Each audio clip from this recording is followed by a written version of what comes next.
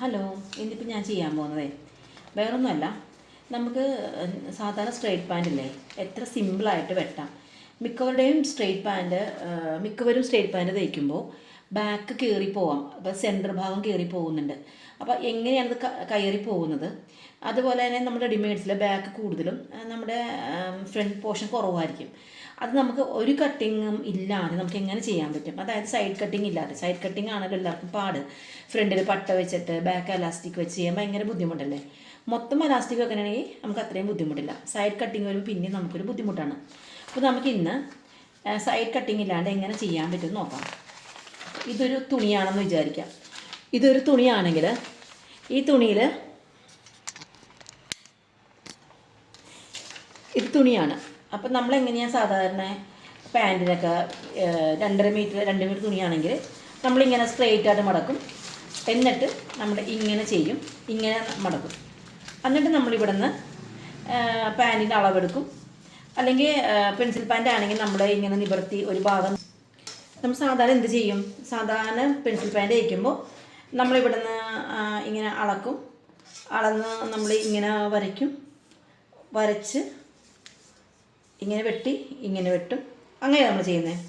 നമുക്കിതൊന്നുമില്ലാതെ pencil pant back കൂട്ടി back centre ഭാഗം കയറിപ്പോടെ എങ്ങനെ തയ്ക്കാൻ പറ്റും നോക്കാം.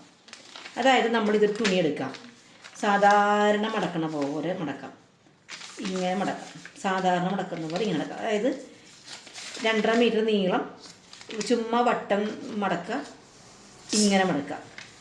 അപ്പോൾ നമുക്ക് ഈ ഭാഗം 4 പീസ് കിട്ടും. ഇവിടെ കട്ട് ചെയ്യാതെ ഒറ്റ പീസിൽ ഞാൻ കിട്ടും. എന്നിട്ട് ഇത് ഇങ്ങനെ ഏങ്കോണിച്ചിടുക. ഇങ്ങനെ ഇടുക. അതായത് ഇതാണ് ബാക്ക് പീസ്, ഇത് ഫ്രണ്ട് പീസാണ്. ബാക്ക് പീസ് കൂട്ടിയിടുക, ഫ്രണ്ട് പീസ് കുറച്ചിടുക. നോർമൽ നമ്മുടെ അളവ് എങ്ങനെയാണ്? ഹിപ്പിൻ്റെ അളവ് വരുമ്പോൾ ഹിപ്പ് 40 ഹിപ്പാണെങ്കിൽ നമുക്ക് ലൂസ് ഫിറ്റ് ആയിരിക്കണമല്ലോ. അപ്പോൾ 40 ഹിപ്പാണെങ്കിൽ നമുക്കൊരു 40, 50, 55 എടുക്കാം. 55, 60 എടുക്കാം നമുക്ക്. അപ്പോൾ നമുക്ക് അളവെടുക്കേണ്ടത് 40ൻ്റെ പകുതി 20, ഒരു 10 ചേർക്കുക 30.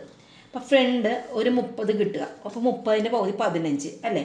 ഇപ്പോൾ ഫ്രണ്ടിൽ 30 കിട്ടുന്ന രീതി നമുക്ക് 30, ഇത് 15 ഇഞ്ച് നമ്മളിവിടെ വരച്ചു. ഇത് 15 ഇഞ്ച് താത്തി വരക്കാട്ടോ, കാരണം ഒരേ ലെവലായിരിക്കുമല്ലോ. നമുക്ക് ലെങ്ത്ത് അടയാളപ്പെടുത്തുക. Length 37 length. ഇത് തയ്യൽ തുമ്പ് ഇടുക. 37 ഇത്രയും നമുക്ക് 37 കിട്ടി. 37 ലെങ്ത്ത് ഇടുക. തയ്യൽ തുമ്പ് കാലിൻ്റെ അവിടെ നമുക്ക് ഇത്രയും തയ്യൽ തുമ്പ് ഇത്ര കിട്ടി. ഇവിടെ നിന്ന് നമുക്ക് 15 ഇഞ്ച് വണ്ണം എടുത്ത്, പിന്നെ എന്ത് ചെയ്ത് വണ്ണം എടുത്ത് ഇവിടെ നിന്ന് നമുക്കൊരു എത്ര കിട്ടണം? 15 നിന്ന് നമുക്ക് കിട്ടേണ്ടത് 11.5, 13 എടുക്കുക. 13 എടുത്തു. ഇതാണ് ഫ്രണ്ട്. നമ്മൾക്ക്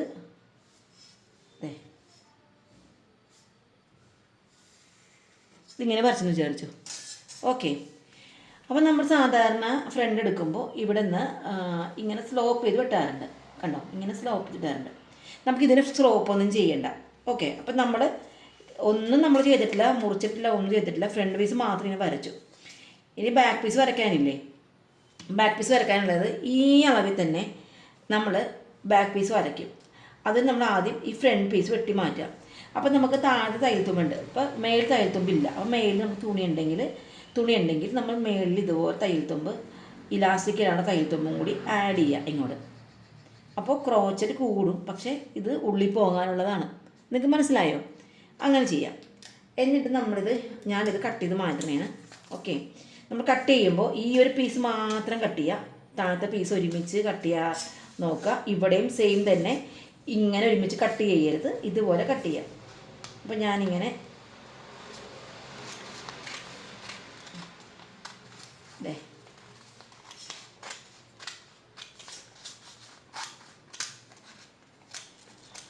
ഇങ്ങനെ കട്ട് ചെയ്തു.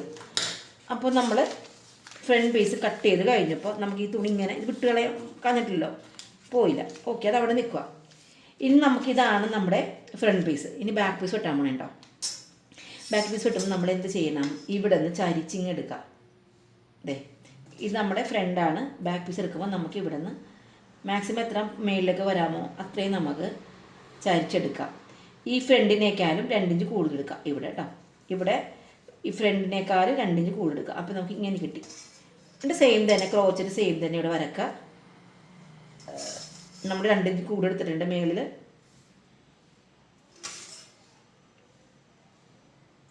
സെയിം തന്നെ താഴെ പാലിൻ്റെ അവിടെ. മനസ്സിലായോ?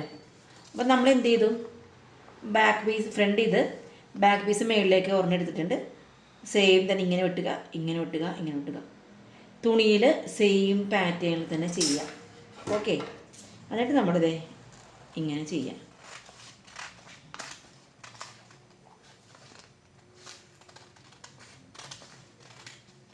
അതെ, അപ്പോൾ നമുക്ക് എത്ര ഭാഗം കൂടുതൽ കിട്ടി കണ്ടോ? ബാക്ക് പീസ് ഇങ്ങനെ കിട്ടി. നമ്മൾ തയ്ക്കുമ്പോൾ എങ്ങനെ തയ്ക്കും? ബാക്ക് പീസ് നമ്മുടെ ഇങ്ങനെ ജോയിൻറ്റ് വരും കണ്ടോ? ബാക്ക് ഇങ്ങനെ വരും, ഫ്രണ്ട് ഇങ്ങനെയും വരും കണ്ടോ? ഫ്രണ്ട് ഇങ്ങനെയും വരും കണ്ടോ? ബാക്ക് ഇപ്പോൾ കൂടുതലുണ്ടാവും, ബാക്കിന് കുറച്ചൊരു കൂടുതലുണ്ടാവും. അപ്പം നമുക്ക് എന്ത് സംഭവം, അപ്പം നമുക്ക് എന്ത് പറ്റും? ബാക്കിൽ നിന്ന് നമ്മൾ ഇരിക്കുമ്പോൾ മേലിലോട്ട് കയറി പോകുന്ന പ്രശ്നം, നടക്കുമ്പോൾ സെൻറ്റർ കയറി പോകുന്ന പ്രശ്നങ്ങളൊന്നും വരില്ല. നല്ല ലൂസായിട്ടുള്ള ബോട്ടം കിട്ടുകയും ചെയ്യും. അഥവാ ഇനി പോക്കറ്റ് വേണമെന്നുണ്ടെങ്കിൽ നമ്മളിങ്ങനെ കട്ട് ചെയ്യുന്ന സമയത്ത് പോക്കറ്റ് വേണമെന്നുണ്ടെങ്കിൽ ഇതാണ് നമ്മുടെ സെൻറ്റർ ഭാഗം. ഇവിടെ ഒരു കട്ട് ഇട്ട് കൊടുക്കുക. ഇത് നമ്മുടെ തയ്യൽ മടങ്ങിപ്പോണ ഭാഗമാണ്. ഇവിടെ നിന്ന് ഇങ്ങനെ ഒരു കട്ട് ഇങ്ങനെ ഇട്ട് കൊടുക്കുക, വെട്ടുക.